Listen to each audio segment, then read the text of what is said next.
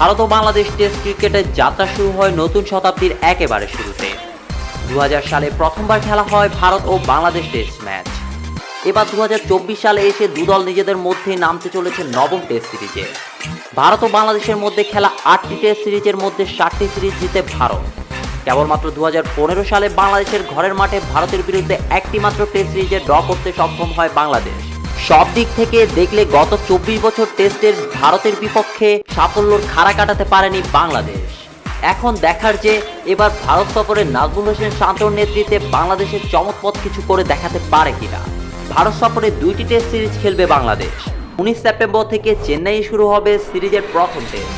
27 September থেকে কানপুরে শুরু হবে সিরিজের দ্বিতীয় টেস্ট ম্যাচ। ভালো ফলাফল করা সম্ভব, তবে চ্যালেঞ্জিং। চেন্নাইয়ের উদ্দেশ্যে ঢাকা ছাড়ার আগে ভারতের বিপক্ষে সিরিজ নিয়ে ঠিক এই কথাই বলেছেন নাজমুল হোসেন শান্ত। অনেকেরই মনে হতে পারে ভারতের বিপক্ষে 2 টেস্ট সিরিজ নিয়ে বাংলাদেশের অধিনায়ক খুব জোর গলায় আশার বাণী শোনাতে পারেননি। অন্তত পাকিস্তানকে তাদের মাটিতে ধবলধোলাই করে আসার পরে আত্মবিশ্বাসের ছাপ আরও জোরালো থাকতে পারত, কিন্তু সেটি যে পাওয়া গেল না। তার মূলে প্রতিপক্ষ ভারত। রোহিত শর্মাদের দল শুধু টেস্ট র্যাঙ্কিংয়ে দ্বিতীয় সেরাই নয়, ঘরের মাঠে প্রায় অজেয়।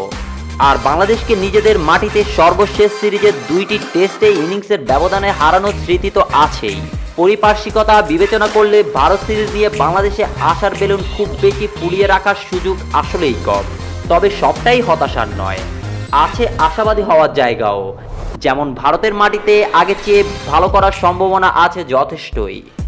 সাম্প্রতিক সময়ে প্রতিপক্ষের মাঠে বাংলাদেশ দলের ব্যাটসম্যানদের উন্নতির গ্রাফই আশাবাদ জাগাচ্ছে। আবার ঘরের মাঠে বিরাট কোহলি, রোহিত শর্মাদের পারফরম্যান্সও এখন ক্রমেই নিচের দিকে যাচ্ছে।